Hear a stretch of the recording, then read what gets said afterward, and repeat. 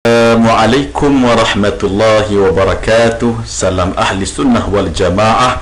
Akidah kita, Allah tidak sama dengan makhluk, adanya tanpa bertempat. Okey, untuk kali ini kita akan mendedahkan bagaimana pendustaan Wahabi kepada banyak hadis. Tapi hari ini kita tunjuk satu saja contoh pendustaan mereka kepada Sayyidatuna Aisyah.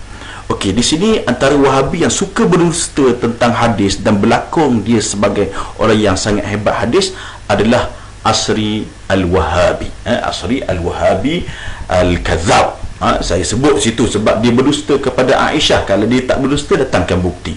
Okey, di dalam ini dia menyatakan bahawa Aisyah berkata bila mana ditanya adakah Nabi Muhammad ketika Mi'raj itu melihat Allah, Asri kata Aisyah menjawab, sesungguhnya Muhammad itu melihat cahaya. Okey, persoalannya di mana Aisyah kata begitu? Dalam kitab mana yang sahih?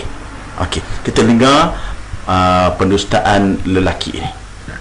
Aisyah radhiyallahu anha apabila ditanya kepada dia, hal ra'a Muhammadun rabbahu, adakah Muhammad melihat Tuhannya, yakni pada malam Isra dan Mi'raj? Kata Aisyah, wallahi laqad qaffa sya'ri bima qult, demi Allah sesungguhnya berdiri bulu remaku dengan apa yang hangpa kata. Maksud gerun mendengar perkataan tengok Tuhan. Innama ra'an nur, sesungguhnya dia melihat cahaya.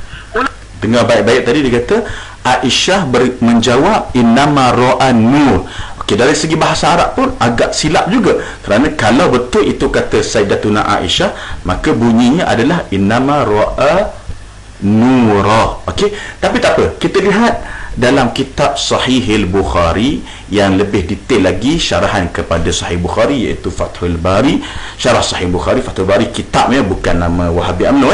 Okey, di sini dia menyebutkan dalam Sahihil Bukhari dibawa riwayat tersebut, dan riwayat ini sahih sebenarnya, memang sahih dalam Sahih Bukhari. Aisyah ditanya, dalam hadis ini Aisyah ditanya, kita lihat sekejap di tepi ini, saya buat tanda. Aisyah ditanya, adakah Nabi Muhammad melihat Tuhannya? Lalu dia jawab dengan jawapan yang panjang.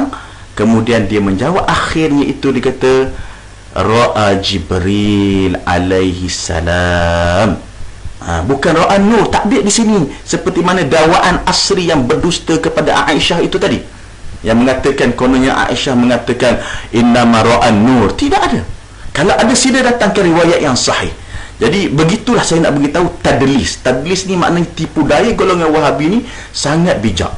Sangat bijak menipu orang lah. Jadi kita minta kepada Asri supaya bertaubat kepada Allah Subhanahu Wa Taala, dan tunjukkan kepada kita mana Sayyidatuna Aisyah mengatakan innama ra'an nur ketika mana ditanya hal ra'a rabbahu, adakah Nabi Muhammad itu melihat Tuhannya? Lalu Aisyah menjawab innama ra'an nur. Mana riwayat itu? Yang ada kita jumpa innama ra'a Jibril, melihat Jibril, bukan melihat cahaya, Aisyah kata. Jadi pendustaan biasanya saya nak bagi contoh ni, salah satu contoh pendustaan Wahabi beginilah keadaannya. Jadi kekalkan kita dalam akidah Ahlussunnah Jamaah, jauhi Kristian dan Yahudi, Syiah dan Wahabi. Wassalamualaikum warahmatullahi wabarakatuh.